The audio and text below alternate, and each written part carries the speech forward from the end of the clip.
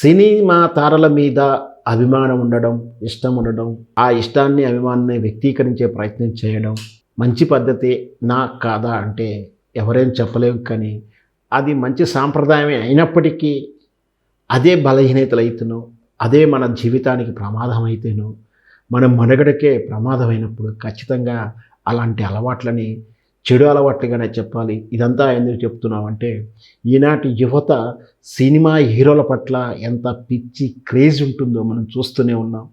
ముఖ్యంగా గ్రామీణ స్థాయి యువత హీరోలంటే పడిచస్తూ, దానితో పాటు అమితంగా ప్రేమిస్తూ, తన హీరోని అమితంగా ప్రేమిస్తూ, తన హీరో కాకుండా ఇతరులను అమితంగా ద్వేషించే లక్షణాలు కలిగి ఉండడం నిజంగా దుర్పరిణామం.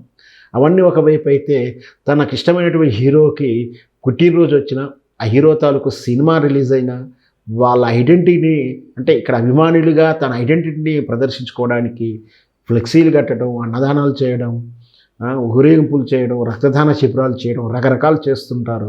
అయితే ఈ రక్తదాన శిబిరాలు ఇట్లాంటివన్నీ కూడా సమాజానికి ఉపయోగపడినప్పటికీ, ఈ కార్యక్రమాలు చేసే ఉద్దేశంలో ఫ్లెక్సీలు కట్టేటప్పుడు ప్రమాదాన్ని పొంచి ఉండకపోవడం, జాగ్రత్తగా తీసుకోలేకపోవడం వల్ల కరెంటు షాకులు లాంటి లేదా జారిపడడం లాంటి సంఘటనలు చూస్తూనే ఉన్నాం.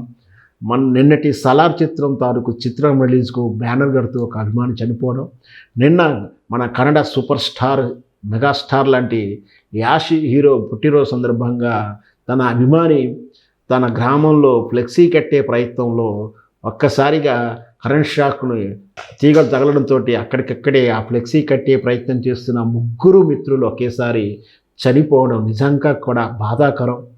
వెంటనే యాష్ తన షెడ్యూల్ను ముగించుకొని షెడ్యూల్ అర్ధాంతరంగా వచ్చి వీళ్ళని పరామర్శించాడేమో, కానీ పరామర్శిస్తే వాళ్ళ జీవితాలు రావు.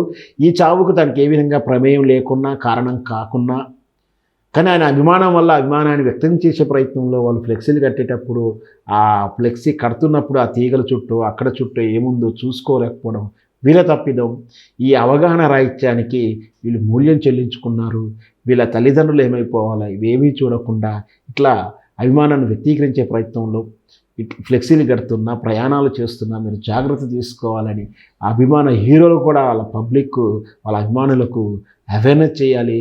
వాస్తవానికి ఇంకా చెప్పాలంటే అభిమానం ఉంటే ఒక్క రూపాయి కూడా ఖర్చు పెట్టి ఏ కార్యక్రమం చేయకూడదని ఇట్లా ఫ్లెక్సీలకు వృధా చేసే బదులు ఇంకా ఇతరతర కార్యక్రమాలు చేస్తే బాగుంటుందని అవేర్నెస్ కలిగించాలి.